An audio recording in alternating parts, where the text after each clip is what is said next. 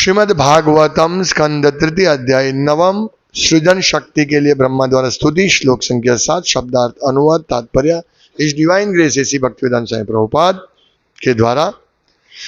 देवेन ते हत दियो भवतः प्रसंगात् सर्वाशुभोपशमनाद्विमुखेन्द्रियाये कुर्वन्ति कामसुकलेशलवाय दीना लोभाभिभूत मनसो कुशलानि शाश्वत। शब्दार्थ दैवेन दुर्भाग्य से ते वे हतधियः स्मृति से वंचित भवतः आपकी प्रसंगात कथाओं से सर्व समस्त अशुभ अकल्याणकारी उपशमनात् शमन करते हुए विमुखा के विरुद्ध बने हुए इंद्रियां ये जो कुर्वन्ति करते हैं काम इंद्रिय तृप्ति सुख सुख लेश अल्प लवाय क्षण भर के लिए दीना बेचारे लोभ अभिभूत लोभ से ग्रसित मनसः मन वाले अकुशलानि अशुभ कार्यकलाप शाश्वत सदैव। अनुवाद हे प्रभु, वे व्यक्ति जो आपके दिव्य कार्यकलापों के विषय में सर्व मंगलकारी कीर्तन तथा श्रवण करने से वंचित है, निश्चित रूप से वे अभागे हैं और सद्बुद्धि से विहीन है। वे तनिक देर के लिए इंद्रिय तृप्ति का भोग करने हेतु अशुभ कार्यों में लग जाते हैं। तात्पर्य अगला प्रश्न है कि लोग भगवान की महिमा तथा लीलाओं का श्रवण तथा कीर्तन करने जैसे शुभ कार्यों के विरुद्ध क्यों हैं, जबकि ये कार्य संसार की सारी चिंताओं और झंझटों से पूर्ण स्वतंत्रता दिलाने वाला है। इस प्रश्न का एकमात्र उत्तर है कि वे इंद्रिय तृप्ति के निमित्त किए गए अपने अपराधपूर्ण कार्यों पर आधिदैवी नियंत्रण के कारण अभागे हैं।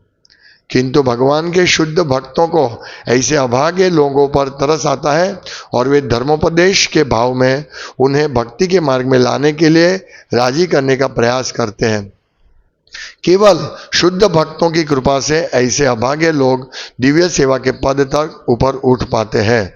ओम ज्ञानतिमिरान्धस्य ज्ञानञ्जनशलाकया चक्षुरुन्मीलितं येन तस्मै श्रीगुरुवे नमः।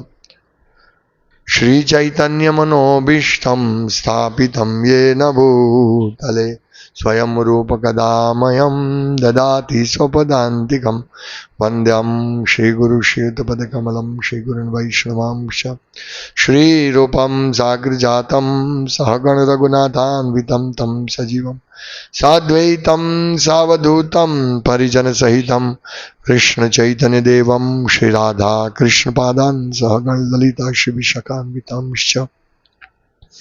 हे कृष्ण करुणा सिंधो दीनबंधो जगतपते गोपेश गोपिका कांत राधा कांत नमोस्तुते। तप्त कांचन गौरांगी राधे वृंदावनेश्वरी वृषभानुसुते देव प्रणमामि हरिप्रिय। वांछा कल्पतरुभ्यश्च कृपा सिन्धुभ्येव च पतितानां पावनेभ्यो वैष्णवेभ्यो नमो नमः।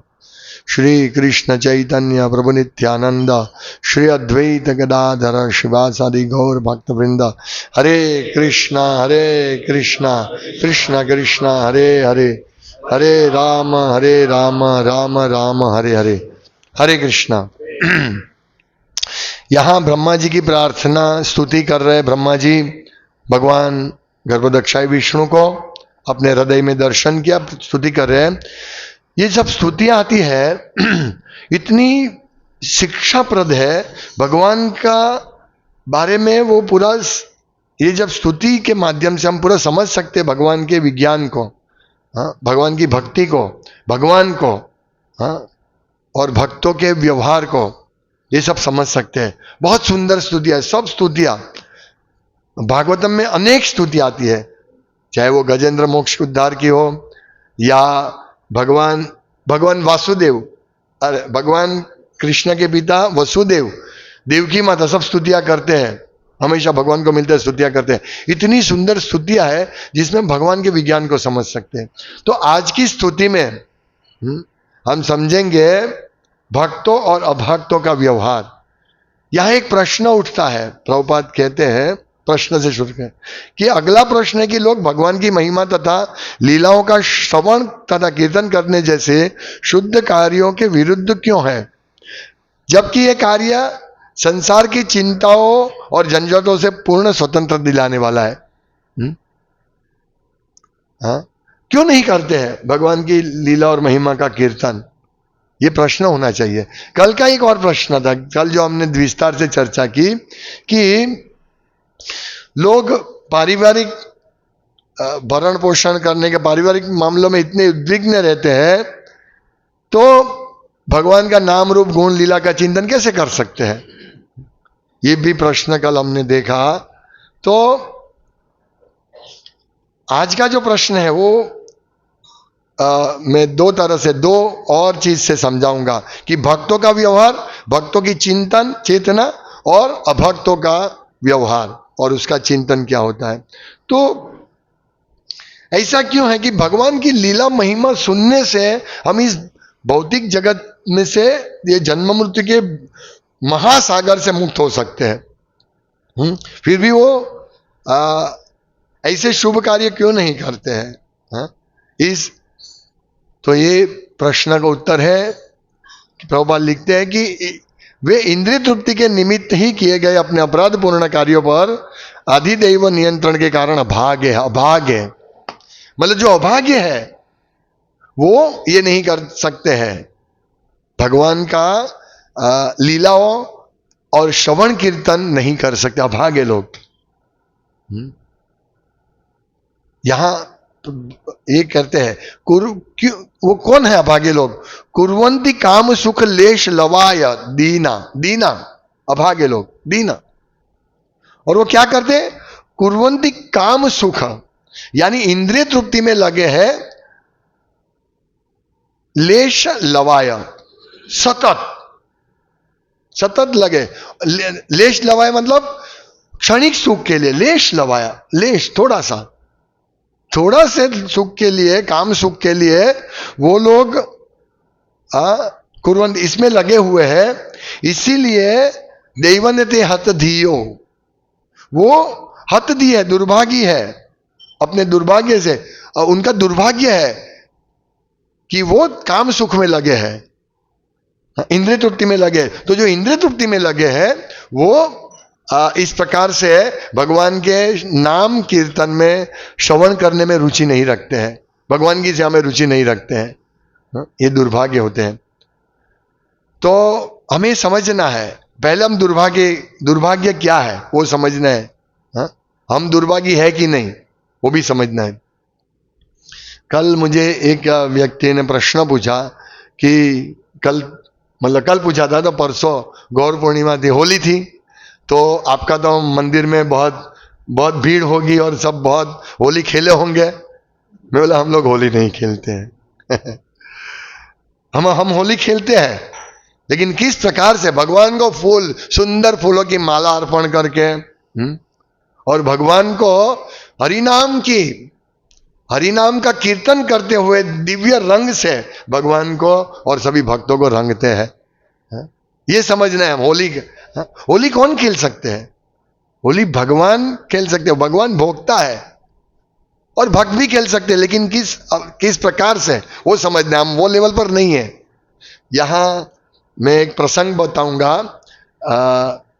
जब भगवान का राजसूय यज्ञ में परम पुरुष के रूप में उनका जब सम्मान हुआ, उसके बाद ये यज्ञ हुआ, राजसूय यज्ञ, फिर सब अवभृत स्नान करने के लिए बहुत सुंदर सरघस मतलब निकाल के गए, प्रोसेसन सरघस में, और उसमें इतना उत्साह से सब लोग उत्साहित थे क्योंकि भगवान को प्रस्तावित कर दिया गया। और फिर अवभृत स्नान होता है, गंगा में स्नान करते हैं यज्ञ के बाद। तो स्नान में जा रहे थे, तो उसमें युधिष्ठिर महाराज की रानियां थी, भगवान कृष्ण थे, उनके भाई थे, भगवान की सब रानियां, बहुत सुंदर वर्णन है। तो उस प्रसंग में लिखते हैं सब रानियां और सब रथ में, इतना सुंदर दृश्य था। तो उसमें लिखते हैं जब रानियों ने अपने देवरों तथा अन्य पुरुष संगियों पर पिचकारियों से पानी दे मारा तो उसके वस्त्र भीग गए, जिससे उसकी बाहें, स्तन, जांघें तथा कमर झलकने लगे। उल्लास में उनके जूड़े ढीले होने से उनमें बंधे फूल गिर गए। इस मनोहारी लीलाओं से उन्होंने उन लोगों को उत्तेजित कर दिया जिनकी चेतना दूषित थी। मतलब वो लोगों ने, प्रभुपाद लिखते हैं इस तात्पर्य में कृष्ण बुक में, कि शुद्ध नर नारियों के मध्य ऐसा आचरण आनंदप्रद होता है, किंतु जो लोग भौतिक रूप से कलुषित होते हैं वे कामुक हो उठते हैं। ये समझना है। मतलब ये हमारे लिए नहीं है, हम अभी भौतिक, हमारा मन पूरा भौतिकता में डूबे हुए हैं। जैसे एक भक्त ने प्रश्न पूछा था कि हम लोग यहाँ जप करते हैं, भगवान का कीर्तन करते हैं, मंगल आरती करते हैं, फिर हम 10 घंटा तो लोगों के साथ घुलते मिलते हैं, तो भौतिक, उनकी भौतिक कलुषितता हमारे मन में रहती है। इसीलिए हम लोगों को इस प्रकार से ये होलियां खेलनी नहीं चाहिए। ये हमारा इंद्रिय तृप्ति का एक विचार है। हम देखते हैं श्रील प्रभुपाद के समय में भी, या इवन चैतन्य महाप्रभु के समय में इस प्रकार से नहीं होता था कि होली आई है, होली खेलो। अभी ये पूरा गौर पूर्णिमा कितना दिव्य महोत्सव है, हा? तो होली खेलने का क्या प्रश्न है? यहाँ भगवान की संतुष्टि के लिए हमें व्रत करना चाहिए, भगवान को भोग अर्पण करना चाहिए, फूल अर्पण करना चाहिए, इस प्रकार से, और दूसरा प्रचार करना चाहिए। तो यहां प्रभुपाद लिखते हैं कि क्यों लोग भगवान की महिमा लीला का श्रवण करने के लिए ऐसे शुभ कार्यों के विरुद्ध है। तो प्रभुपाद कहते हैं कि ये लोग अभागे हैं क्योंकि उनको नॉलेज नहीं है भगवान के बारे में, नॉलेज नहीं। इसीलिए ये अभागे लोगों को पर दया तरस आता है। किसको? भगवान के शुद्ध भक्तों को। इस तात्पर्य में ये लिख रहा है कि भगवान के शुद्ध भक्तों को ऐसे अभागों पर तरस आता है और वे धर्मोपदेश के भाव में उन्हें भक्ति के मार्ग में लाने के लिए राजी करने का प्रयास करते। तो ये दूसरा पहलू है। पहला तो हमने अभागा देखा, अभागे वो है जो इस भगवान की श्रवण कीर्तन, भगवान की लीलाओं का श्रवण कीर्तन, ये भागवतम का श्रवण कीर्तन नहीं करते हैं और भगवान की सेवा में रुचि नहीं रखते हैं। इसीलिए वो उद्विग्न रहते हैं दिन रात, मेरा कुटुंब भरणे नवा, मेरा कुटुंब का पालन पोषण कैसा हो, पूरा दिन रात दिवाचार हया राजन कुटुंब भरणे नवा, निद्रा नियते रक्तम ववाय न चा वयः।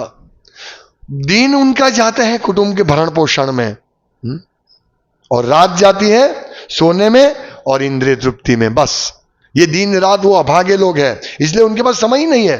भाई रुको अपने भागवतम पढ़ो, ये बुक लीजिए, नहीं हमारे पास है, हमको सब मालूम है, हम मोबाइल में देख लेते हैं। भागवतम नहीं देखते, फिर भी बोलते मोबाइल में सब आता है? मोबाइल में सब आता है, हम इसमें देख लेते हैं। भागवतम नहीं देखते, भगवत गीता नहीं देखते। मैंने पूछा, ठीक है, आप मोबाइल देखते प्रतिदिन, ठीक है, उसमें कितनी बार आपने भगवत गीता का श्लोक देखा? एक भी बार नहीं। कैसे है? और ये चिंताओं से ग्रसित है। दिवाचार थे हया राजन कुटुंब भरणे नवा, मेरा कुटुंब का पालन पोषण कैसे होगा? दिन रात यही सोचने में लगते हैं। इसीलिए ये अभागे लोग हैं। कल भी ब्रह्मा जी ने कहा था ना कि समस्त भौतिक चिंताओं से उद्विग्न रहते हैं, तो भक्तों को उद्विग्न नहीं रहना है। हमें देखना है, चैतन्य चरितामृत में पढ़ना है, इवन भागवतम में कितनी कथाएं आती है जिसमें भगवान के पे शरणागत होते हैं, वो अपने परिवार के पालन पोषण के लिए नहीं सोचते हैं, फिर भी वो कितने उत्साह से अपना जीवन यापन करते हैं। यानी हम सोचते हैं कि हम परिवार के पालन पोषण की चिंता करेंगे, बैंक बैलेंस बढ़ाएंगे, हाँ, क्योंकि हमारे पास समय नहीं है भगवान की कथा करने का, तो पहले बैंक बैलेंस बढ़ा लेते हैं, परिवार का पालन पोषण की चिंता कर लेते हैं, फिर शांति से भक्ति करेंगे। और ऐसे में धीरे धीरे सफेद काले बाल सफेद होते हैं, फिर बाल झड़ने लगते हैं, टकलू हो जाते हैं, फिर सोचते हैं अभी भी कोई बात नहीं, अभी भी करेंगे। तो ऐसे ही चिंता से मुक्त कभी नहीं होने वाले हैं, इवन भक्ति करेंगे तो भी नहीं। मतलब भक्ति की अवस्था, जब तक हम शुद्ध भक्त नहीं बनेंगे तब तक चिंता से घिरे रहेंगे, और जब भक्त बनेंगे तब भी चिंताओं से घिरे हैं। क्या चिंता है? उस टाइम चिंता दिव्य चिंता होती है कि मैं किस प्रकार से प्रचार करूं। मतलब चिंता रहेगी, लेकिन वो चिंता शुद्ध चिंता है, और हम सबको ये चिंता में रहना है कि मैं किस प्रकार से लोगों का उद्धार करूं, किस प्रकार से कृष्ण भक्ति लोगों तक पहुंचाऊं। नहीं तो लोग ऐसे ही गिरे रहेंगे। इसी चेतना से कुटुंब का भरण पोषण करना है, और समय नहीं है इसीलिए हम लोग रीडिंग नहीं करेंगे। तो रीडिंग करना बहुत आवश्यक है। ये रीडिंग हमारा प्राण बनना चाहिए। यस, मैं रीडिंग करूंगा, एक पन्ना आप पढ़ना शुरू करो, फिर दूसरे दिन 2 पन्ना, 3 पन्ना, 4, कम से कम एवरीडे 5 पन्ने पढ़ो, हाफ एन आवर। चलो, एक बार आदत बनाओ। शुरुआत में अच्छा नहीं लगे, 1 महीना आपको अच्छा नहीं लगेगा, लेकिन यदि आपकी ये आदत बन गई तो देखना कि हम कितने उत्साह से पढ़ेंगे, फिर हम उसके बिना नहीं रह पाएंगे। आप एक बार प्रयास करो, अभी जबरदस्ती नहीं प्रयास करो। जैसे पहले क्या था, जबरदस्ती से 16 माला करने के लिए बोलते हैं, हाँ भाई, एक माला करो, एक माला कितना टाइम लगता? 10 मिनट लगती है। फिर भी जबरदस्ती से करते हैं, करवाते, फिर बोले ठीक है मैं 2 माला करता हूं, फिर 16 माला जबरदस्ती से करते हैं। कोई बात नहीं, करो, लेकिन एक दिन ऐसा आएगा कि आप बोलेंगे कि हो आज मुझे माला करनी है। आप जल्दी उठना शुरू करेंगे, मुझे माला करनी है, कल तो मुझे माला करनी है। उत्सव जैसा लगेगा, जैसे गौर पूर्णिमा का उत्सव लगा ना, मुझे फूल माला बनानी है। पहले दिन बहुत सारे भक्त इधर आए, वहां मंदिर गए, माला बने, भोग बनाया, कितने दिन से उत्साह से किया। तो इसी प्रकार हम रीडिंग उत्साह से करना है हमें।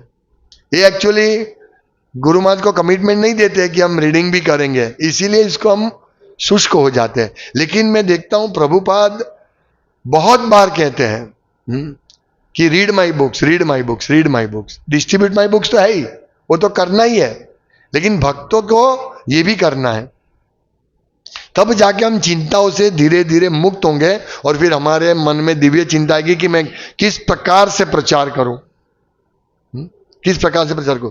एक लास्ट इस प्रसंग में, पहले मैंने देखा दुर्भागी लोगों को बताया कि वो लोग होली खेलने में लगे रहते हैं। रियल अर्थ क्या है? हम लोगों ने भी कितना सुंदर कीर्तन किया, और जप किया, सेवा किया, कितना अच्छा लगा। मंदिर में हम गए थे, आधा घंटा कीर्तन किया, कहां निकल, एक क्षण में निकल गया आधा घंटा, इतना लगा भी नहीं कि आधा घंटा हो गया। पहले माला करते तो देखते हैं ये अभी 2 मिनट ही हुए हैं, और लगता है 2 घंटा जैसा लगता है ना, माला करते तो है ऐसा लगता है। एक माला में 10 मिनट गया, ओहो कितना चला गया समय, ऐसा लगता है। लेकिन मैंने भी और सब भक्तों ने अनुभव किया कि हमको 5 बजे कीर्तन करने को मिला, और 5 बजे एग्जैक्ट शुरू किया, फिर टिक टिक टिक टिक 10 मिनट कैसे हो गया? 4-5 भक्तों को गाना था, इसलिए एक गाया, 10 मिनट हो गया। फिर दूसरे को दिया, वो 5 मिनट फट समय निकला, और देखा 5:30 बज गया, अभी देना पड़ेगा। तो ये ऐसे उत्साह आएगा यदि हम रीडिंग करेंगे। तो एक लास्ट, तो हमें दुर्भाग्य नहीं रहना, इस प्रकार से उत्साह से सेवा करनी है, कीर्तन करना है, जप करना है, रीडिंग करना है। तो रीडिंग सब लोग कीजिए उत्साह से, मिनिमम शुरू कीजिए, फिर धीरे धीरे आप नहीं रह पाएंगे रीडिंग किए बिना। सब काम छोड़ के आप पहले रीडिंग करेंगे, या कहीं पे भी जाएंगे पहले रीडिंग करेंगे। ऐसी अवस्था में हमको आना है। तो ये ऐसा करने से क्या होगा, जब हम भक्त बनेंगे, और ये जो ऐसे दुर्भागी लोग हैं, हतधियो, ये भगवान के श्रवण कीर्तन की स्मृति से वंचित है, उन लोगों के लिए कैसे हमारी भावना होनी चाहिए। तो वो चैतन्य चरितामृत मध्य लीला के 15 अध्याय में महाप्रभु द्वारा प्रसाद स्वीकार करना, इस चैप्टर में वासुदेव दत्त प्रभु। तो भगवान चैतन्य महाप्रभु कहते हैं कि तबे वासुदेवे प्रभु करी आलिंगन, तारा गुण कहे हया सहस्र वदन।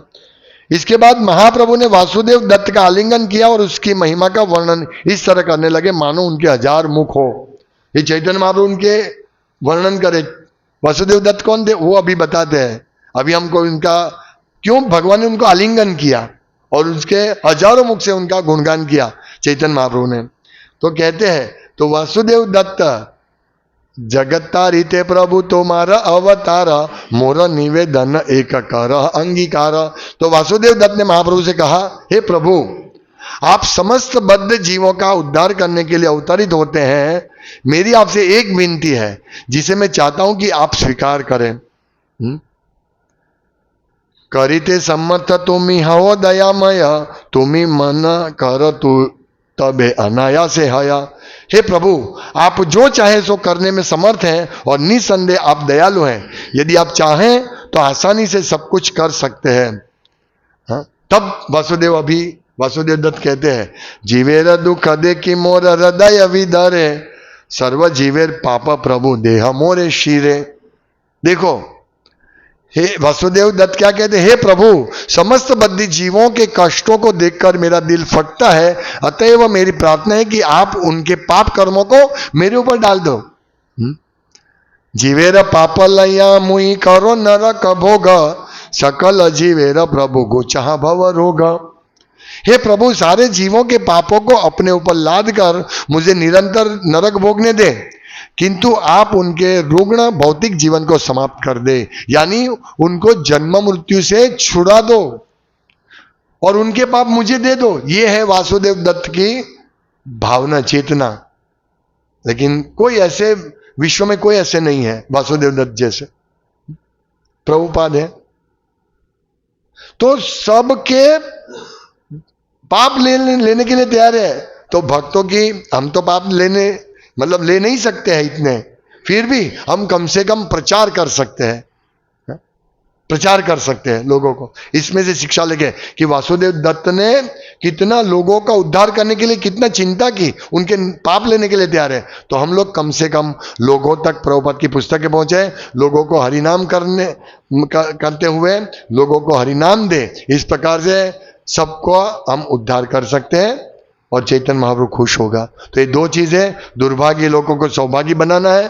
पहले तो दुर्भाग्य लोगों की मनोवस्था क्या है, इंद्रिय तृप्ति करना है। लेकिन भक्तों की मनोवस्था क्या है कि लोगों का कल्याण करें। तो यही बात है, यही इस श्लोक में शिल प्रभुपाद ने तात्पर्य शिल प्रभुपाद ने तात्पर्य में कहा है। तो हमें इस प्रकार से भक्ति करना है, लोगों को प्रचार करना है और दुर्भागी नहीं बनना है। तो हमें भी दुर्भागी नहीं रहना है। हाँ, हम भी श्रवण कीर्तन नहीं करें ऐसा नहीं होना चाहिए। प्रतिदिन नित्यम भागवत सेवा करना है, प्रतिदिन मंगल आरती करनी है, कीर्तन करना है। सुबह शाम को आप घर पे कीर्तन कर सकते हैं। यहाँ भी हम संध्या आरती शुरू करेंगे, है हर रोज होती है। आप यहाँ भी आ सकते हैं, आधा घंटा निकालो शाम को, और नहीं तो घर में संध्या आरती करो। देखो कितना पवित्र वातावरण होगा। हमारा टाइम बहुत वेस्ट जाता है। घर में संध्या आरती करो, कीर्तन करो। संध्या दिन शुरुआत 5 मिनट कीर्तन करो घर में, और बैठ के कथा पढ़ो। है सबके पास टाइम है, सबके पास टाइम है। सब मोबाइल को साइड पे रखो। अपना सबसे बड़ा दुश्मन इस मोबाइल को साइड पे रख दो, ऑफ कर दो। क्या होता है, घर में आके सीधे मोबाइल पे लग जाते हैं, खाते हुए मोबाइल, सोते हुए मोबाइल। हाँ, इसी वजह से हमारा टाइम खत्म हो जाए। तो हम ये मोबाइल की वजह से हम दुर्भागी लोग में आ जाएंगे। हाँ, दुर्भागी लोग हम। इसीलिए इसको वैसे आसान नहीं है, मोबाइल से छूटना आसान नहीं है। इसीलिए हमारा रीडिंग नहीं होता है, हम सोचते टाइम कहाँ चला गया, टाइम क्यों नहीं मिलता है। जो बोलते हैं कि टाइम नहीं, समझना चाहिए वो सोते बैठे उठते खाते पीते हरि नाम नहीं लेता।